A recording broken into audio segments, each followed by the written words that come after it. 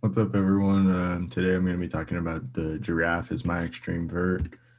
So basically, phylogenetically, it's a mammal, so it gives live birth and all that.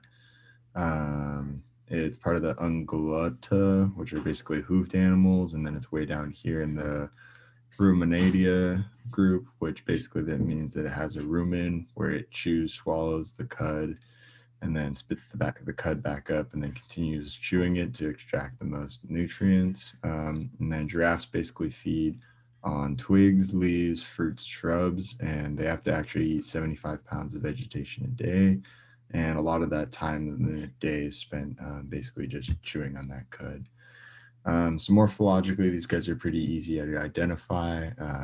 They're because they're massive and really nothing else looks like a giraffe.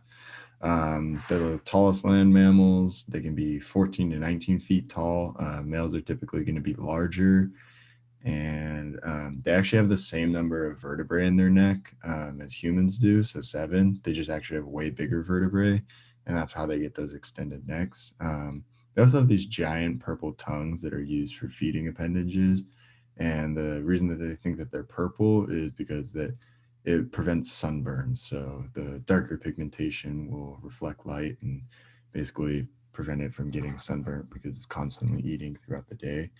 Um, and the reason they think that they have those colored markings, which are actually individualized for every giraffe, is because it's thought to be camouflage for baby giraffes or calves, and then it's also thought to help with thermoregulation.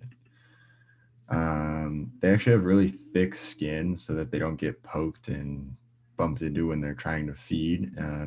And they actually have aromatic chemicals within their skin that are anti-parasitic, so different like terpenes and stuff like that. And they get all those from the nutrients that they eat. And then they also have those ossicones, those little horns, which are basically ossified cartilage on top of their head.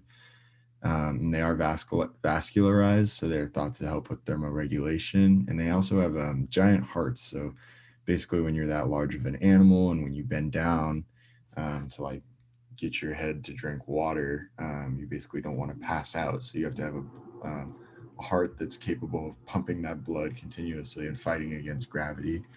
Um, and basically, like lifestyle, it lives in the savannas. It's basically isolated to these regions here in Africa. They live in herds. They live for 38 years, and basically those herds are dominated by one dominant male, and they have polygamous breeding. Sorry, and then gestation. So that time that the baby's in there is 400 to 460 days, and then when that baby is born, it's basically born and it's ready to do whatever. So it needs to like it can run in a few hours. It's probably why it has an extended period of time in the gestation. There's no real parenting in giraffes. There's no father involvement, and mothers will leave their mother. Mothers will take care of the baby giraffes. Like so, if they need to feed, like they'll just leave them in the calf pool, basically. And then males also fight with their necks. So I don't know if anyone's ever seen one of those crazy videos where the giraffes basically fight with their necks by just swinging them around. But you can see it here.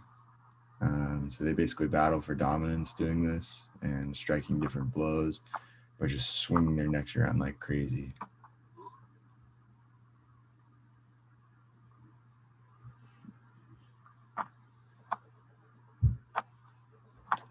Yeah, that's it. So morphologically, I would say the giraffes are pretty extreme, and then physiologically, I think because of their giant hearts, and then I mean, look at these guys. These guys are crazy, extreme. Thanks for listening to my presentation.